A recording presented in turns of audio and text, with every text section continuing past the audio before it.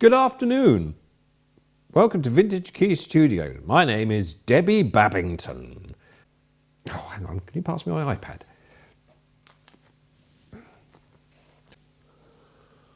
Today we are going to be looking at the Behringer Odyssey, which is a rather good copy of a ARP Odyssey. Now the ARP Odyssey came out in the early 70s and was used by various people.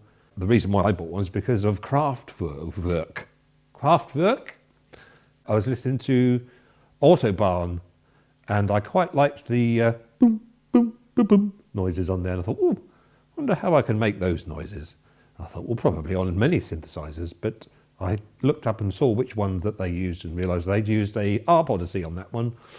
It was also used on the Doctor Who, Peter Howell, is it Peter Howell?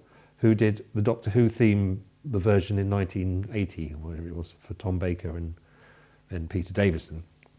They use it, the do-do-do-do-do bit, which I might play later, depending on how I'll get on. So Behringer have done this. This came out a good sort of 4 or 5, maybe 6 years ago now. I just thought I'd give you a bit of a musical rundown of how it sounds, because as with a lot of these synthesizers, you get them and the first thing you do is you find that you can't make much noise on them, or that they just sound terrible. For instance, when you first get this thing, if you don't bother reading the manual at all, and you don't really know anything about the setup of this, you might get a sort of a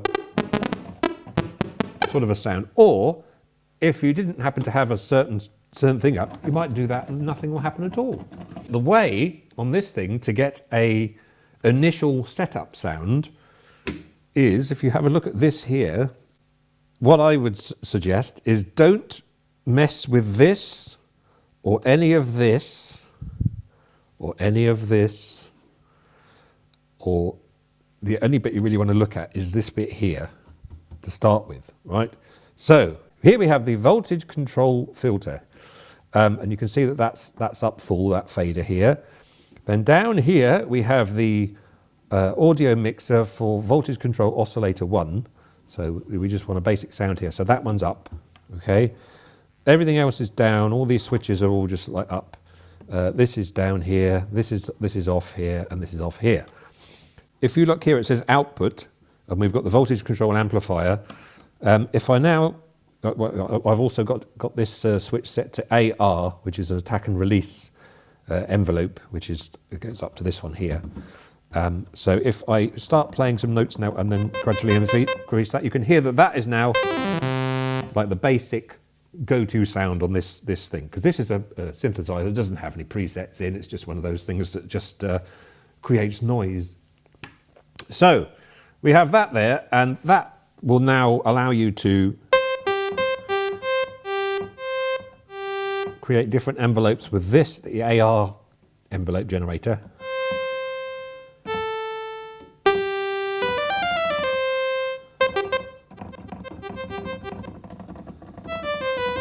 Okay, if you change it to that ADSR, attack, decay, sustain, release, it's now being controlled by these here. So if I'm...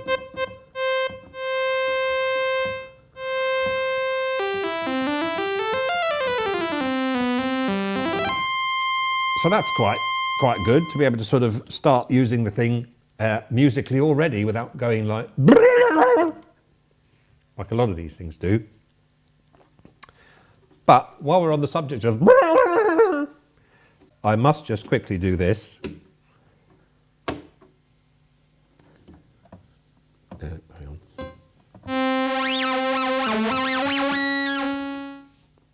I am the fire starter. Anyway, back to where we were. So what I did there on the fire starter thing was I actually had the sync button here switched to on, which it sort of joins these two VCOs together, because normally if you've just got it to off, you've got two separate VCOs, so two separate sound sources, I suppose, oscillators. And here this is the audio mixer that controls, so this one controls this section, and you can hear that that's the coarse frequency pitch. And And then the fine allows you to fine tune it.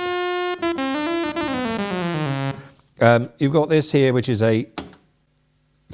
basically it sets off like, I think it sets off like a low frequency generation thing, so the keyboard doesn't affect it at all, and a low frequency somehow messes with it. But I'd say I don't know all about this thing, so I can't be here all day.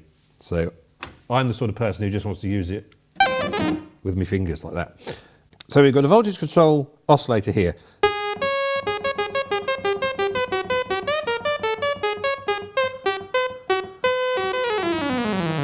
Okay, then we've got a second voltage control oscillator here. So if I turn this up here, you can now hear, put it there.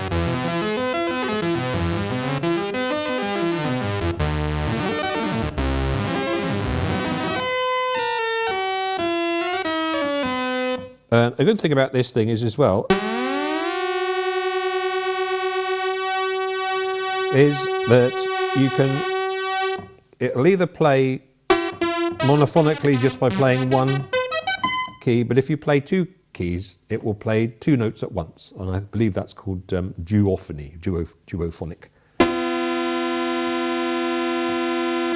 And then when you take that, if you've got the two notes on there, you can hear there's two notes, and then as soon as you take one of them off, they join together onto the one.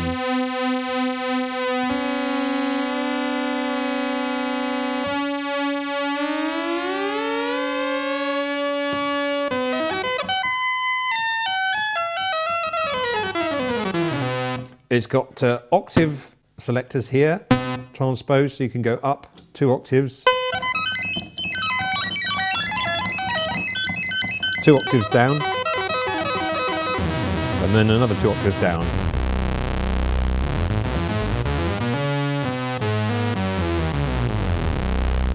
Okay, and then let's have a bit of a play around now. So we've got, so again, forget all this stuff here for the moment, and all this stuff. We're just looking at these bits and this section here. So now we can start messing around with the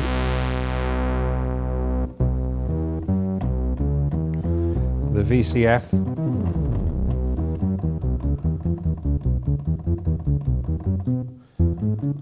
And that's the resonance.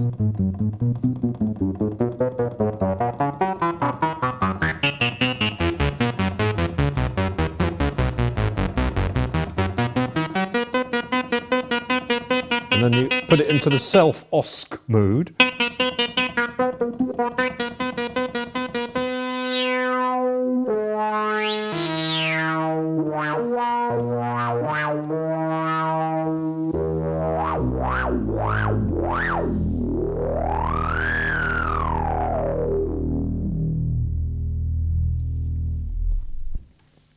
I've swallowed it. So that's quite a good sound. That is in the 2-pole VCF mode. To be honest, I don't understand what that means, but this is the 4-pole. I should understand what it means, but I've got too much to think about. What bills to pay, my tummy to feed. And this is the 4-pole, the other one.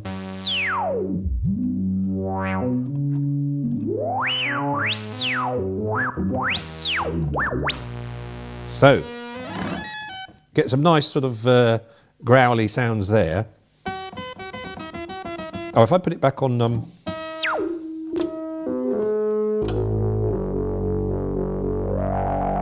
you can also put the drive on.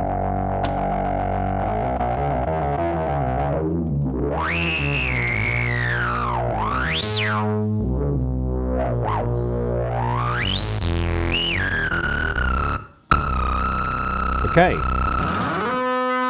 so that's that. We also have this here, which I'll turn the drive back off again. You've got a cut-off frequency, so if you've got a sound like that, you can actually, or maybe down here, you can hear it gets rid of it's a high-pass filter, so it gets rid of the lower end of the frequency there. And then you've got this one here.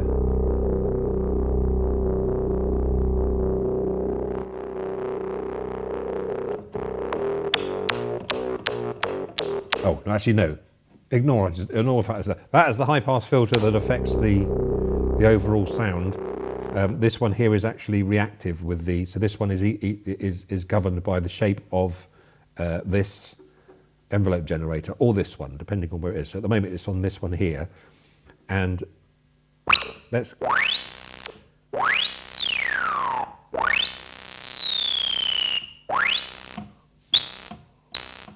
that one.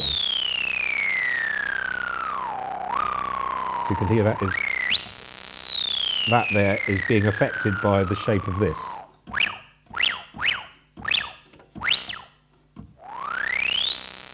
So it follows the envelope.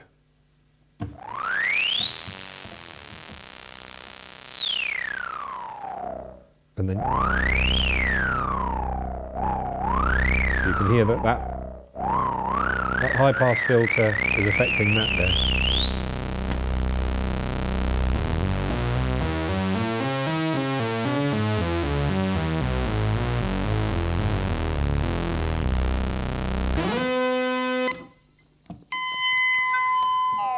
There's also this, let's stop all that there because there's too many silly noises going on.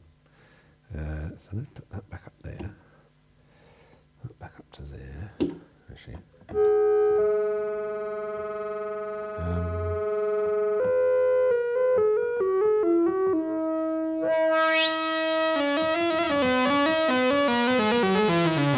Okay, so up until now, let's just turn that back off. Okay, so back to the normal sound. You've also got a noise generator and a ring modulator. We'll have a look at the ring modulator first, because that's quite nice. So with the ring modulator,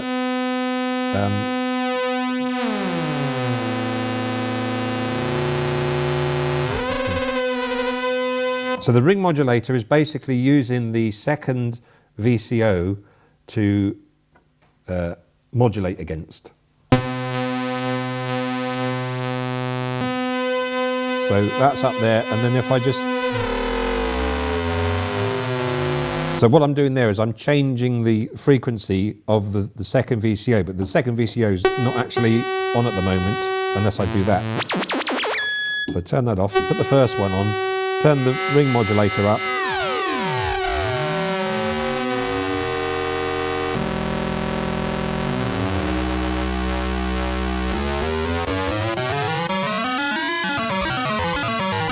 So that's rather good, rather useful. And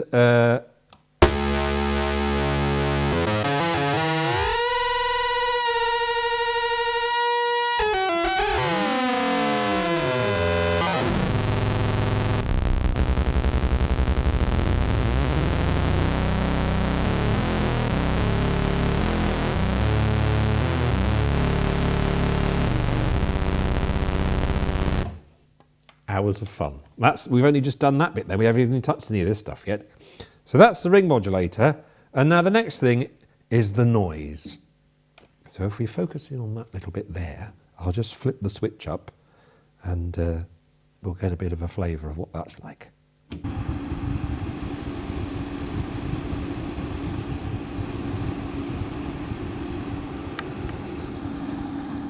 Anyway, let's switch this off.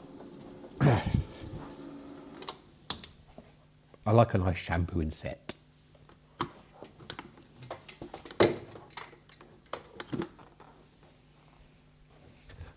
Back to the synthesizer. Here we have it set to the noise, so it's up on that switch there onto the noise, and if I turn that down, you will now hear...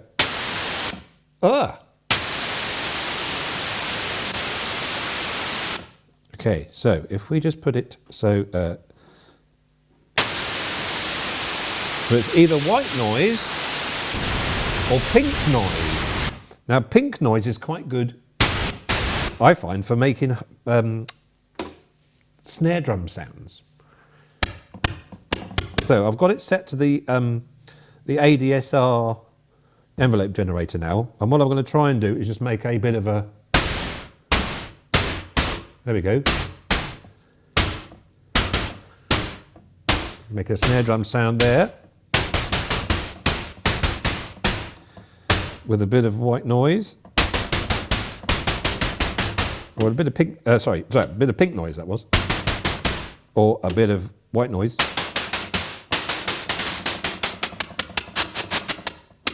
or backwards drum.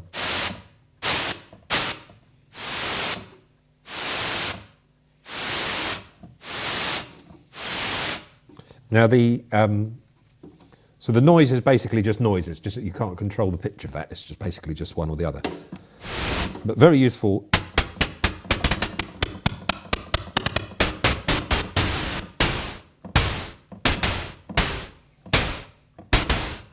So if you can be bothered, you could be actually recording an entire piece of music on this and do all the drums and everything. You could even change, you could make quite a good... You'd need to turn the volume up a bit on it, I think, but you make a pretty good kick drum, bass drum sound. It's not bad. And that's using the voltage control filter.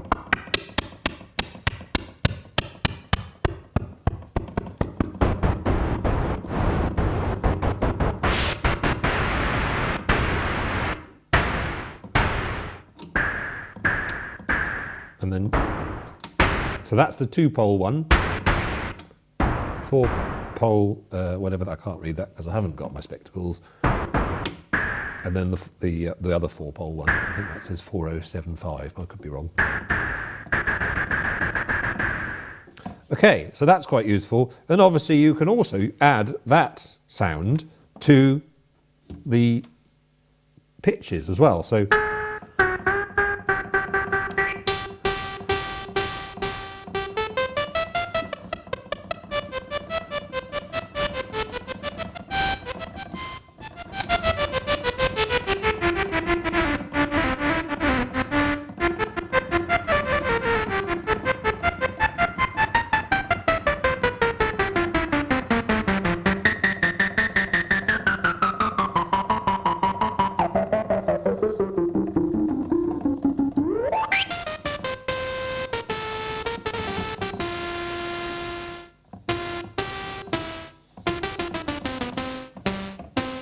okay, then you can add VCO2 as well.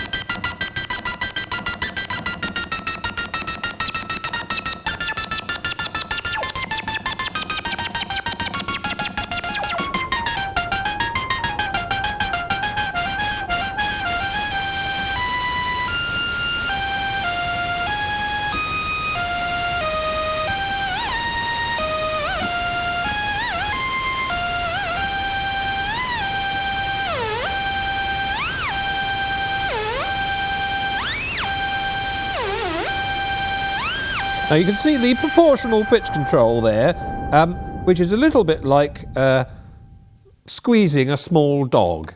If you just sort of poke a dog a little bit, it goes, oh, it doesn't like it very much, but if you really, really squeeze it, it'll go, and it really hurts the dog, which isn't very nice. Don't hurt dogs.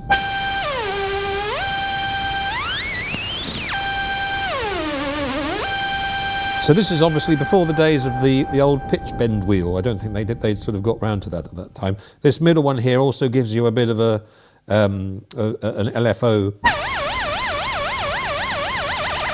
and it's controlled by the LFO rate up here. Anyway, But anyway, ignore I said that because I was trying not to mention the LFO for a while. That's just messing about on it with a bit of the old noise there. If I get rid of the noise and if I turn it back to VCO1. At the moment we've been using the sawtooth wave for VCO1. Now if we use the other one, what do you call that? Pulse wave. There we are, pulse wave here.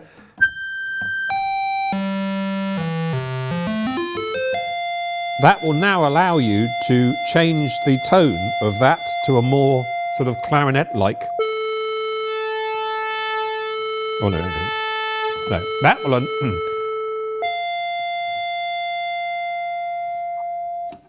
That will allow you to now change that sort of sound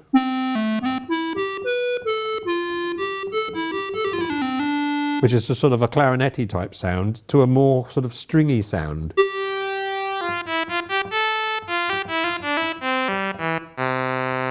And then you can also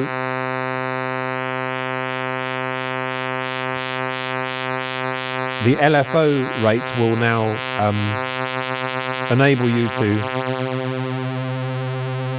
create some. You can sort of create some quite nice string synth sounds. And if I do it on,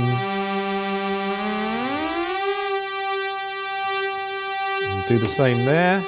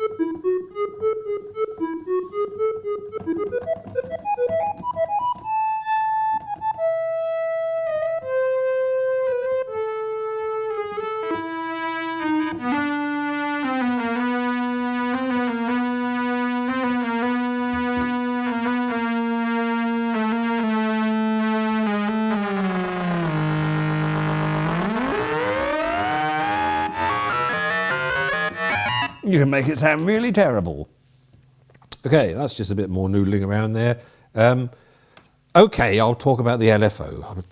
I hate all this stupid noise that you make on these things, and you kind of like lose all the musicality goes out the window, and it's just a load of noise. Anyway, here we have some more horrible stuff that I don't like. So we've sort of covered all this business here. If I turn that back off. So we've got the VCO1, you can have an LFO overlaid over the sound or affecting the sound. So if I get rid of this first thing, I'll say get rid of noise. Okay, right, so back to the original sound here. And then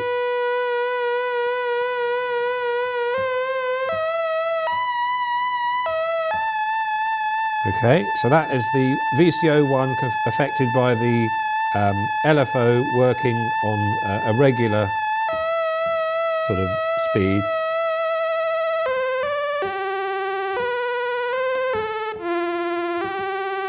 You can also get it to do a pulse wave run as well, which was like more extreme.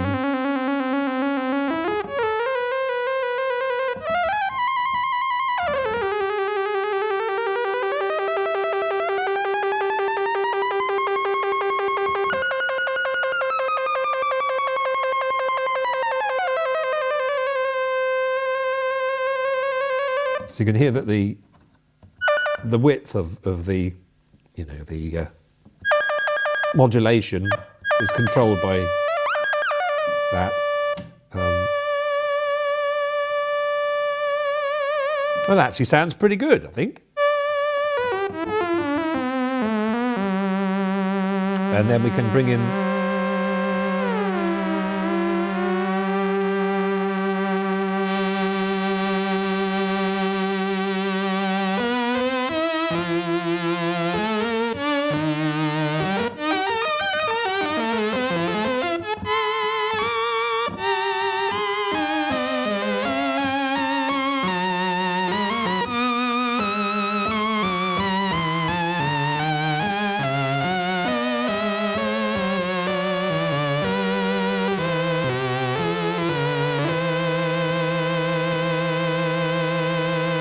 you can also affect the VCF with the LFO as well.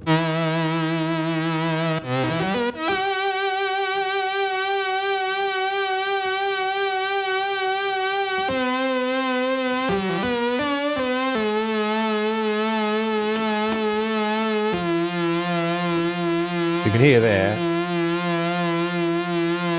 it's affecting as the fluctuations going, it controls the filter.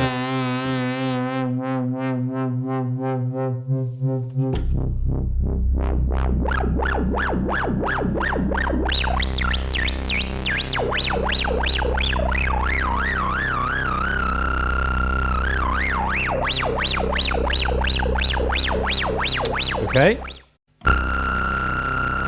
So basically the LFO affects the VCO sound by modulating it and making it go very like vibrato in your voice or on an instrument.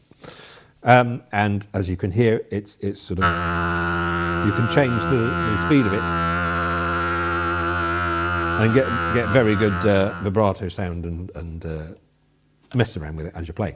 The other thing this thing has is the sample and hold setting, which is a sort of a similar kind of an idea, I suppose. It's like a modulation, but it was sort of designed to be make a kind of a random sound.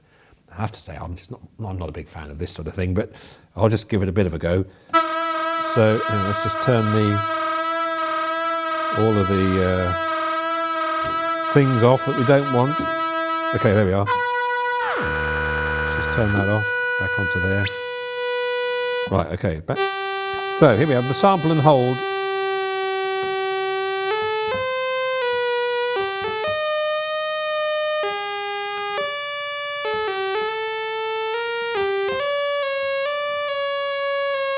So you can hear it sort of just generating like a random sort of shift.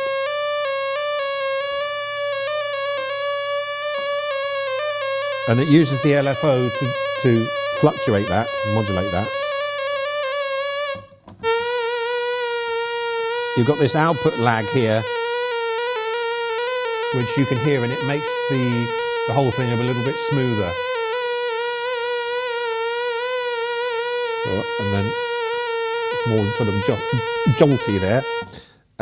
And again, that can affect various different parts of the filter as well.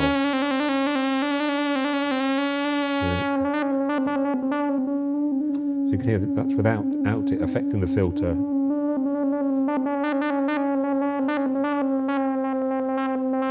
That sounds like a very, very disappointed little baby elephant. It's quite an excited little baby elephant. Or very, very disappointed Dizzy Gillespie. Anyway, I hate that sound. I shouldn't say that really, but I'm not a fan of all these horrible sounds. That's the basic gist of the variety of sounds you can get on this. Obviously there are millions more. I've got time to do this, and you'll be here all year.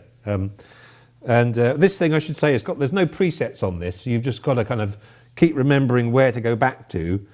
So let's see if I can do it here without getting all sorts of stupid noises now. So I've got all the everything's turned off there. That's up there.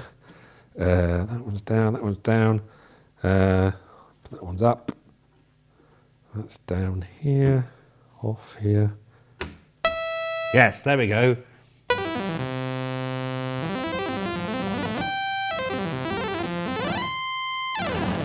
So there we are. So let's just have a quick look at the other functions this thing has got. It's got quite a nice little addition, because obviously the Behringer company have modified the workings of this, and they've added MIDI, because obviously the original ARP Odyssey didn't have any MIDI on it, because MIDI wasn't even invented till 1981 or 2 or something, by Dave Smith, the late Dave Smith, who also did the sequential Prophet keyboard and various other stuff. He was a very useful, very good inventor. And yes, Dave Smith. Anyway, it's also got a built-in arpeggiator, and again it's sort of like hang on.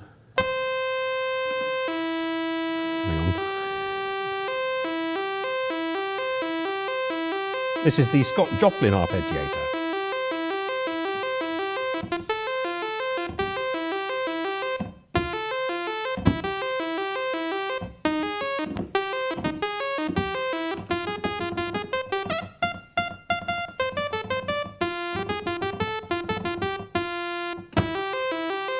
Or something rubbish like that. Anyway, yes. So you change the arpeggio rate by this here, the tempo gate length.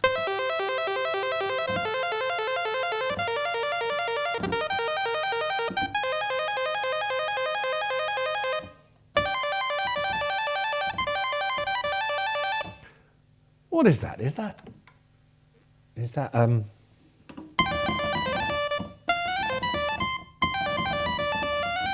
Meatloaf, isn't it?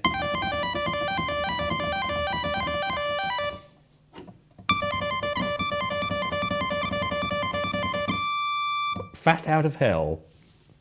Not very well played, though. Got arthritis. Now, so there's various other things you can do. There's pattern banks and all that sort of stuff, and I'm not going to go into that now. There's also a little sequencer here, and if I just press play here, you can do. So I quite like that. But anyway, you can. If I just press record and just sort of.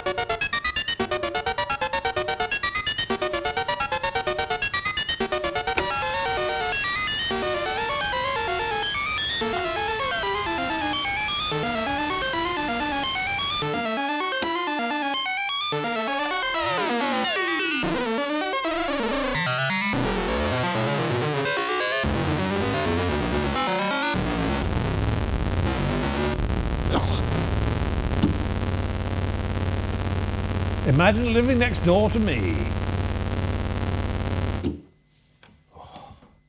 Last but not least, there is the onboard digital effects that Clot Technic have managed to get Behringer to install on their machines. I have a feeling, did they put it on the Poly D? Hang on a second, I can't remember.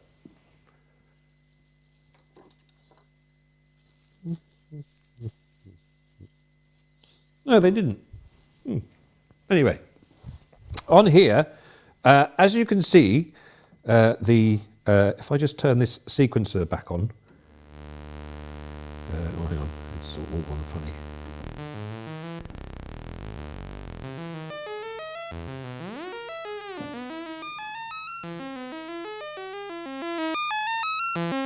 Right, if we put the effects on.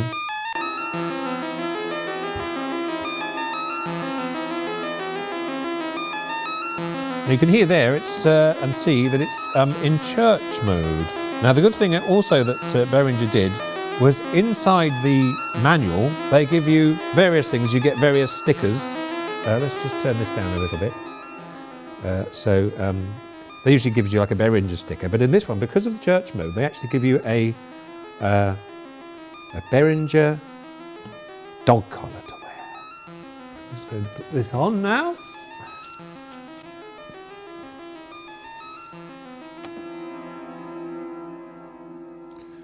So, the effects here, you've got various different effects. You've got, there's concert one.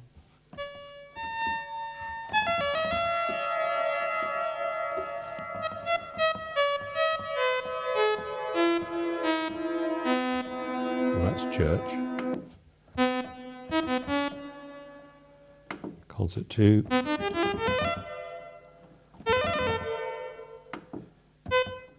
Etc. I'm not going to go through them all.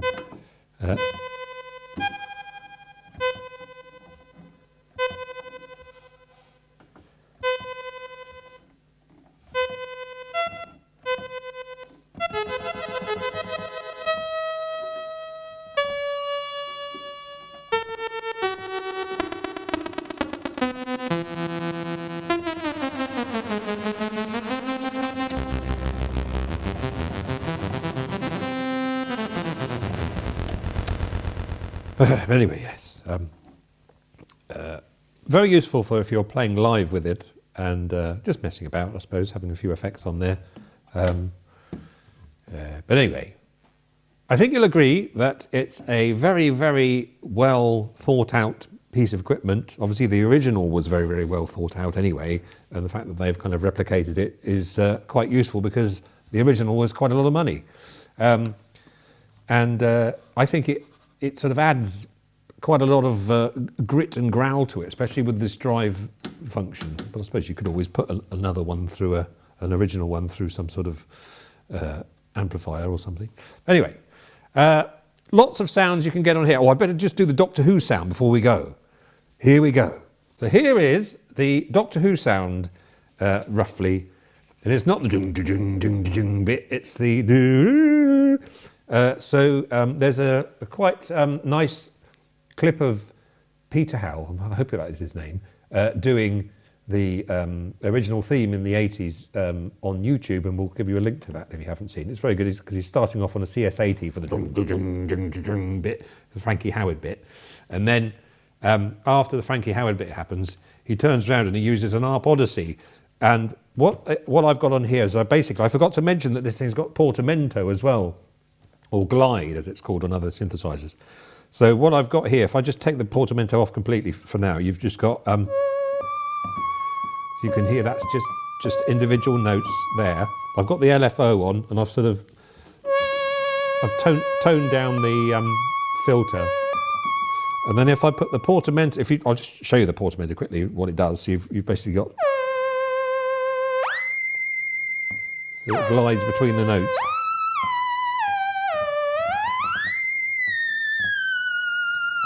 At different rates. But anyway, so it's already sounding a bit Doctor Who-like there. I think what they may have done is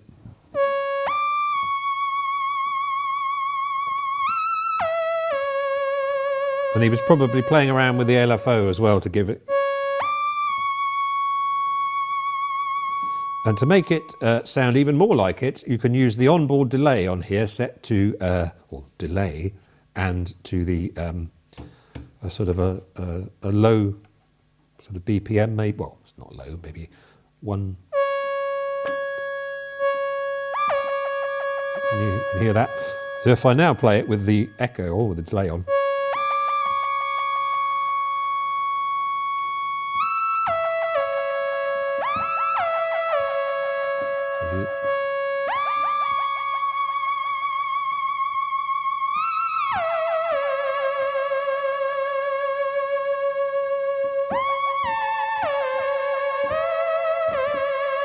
bit of a drunk version.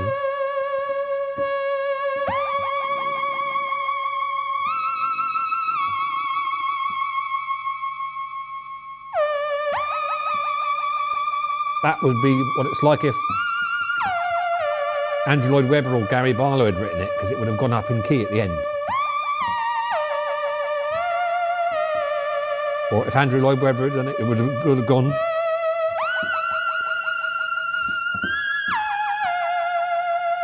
But thankfully, Andrew Lloyd Webber didn't write it, and neither did Barry Garlow. So I've had enough of this now. I don't know about you. But I hope you've enjoyed the Behringer Odyssey,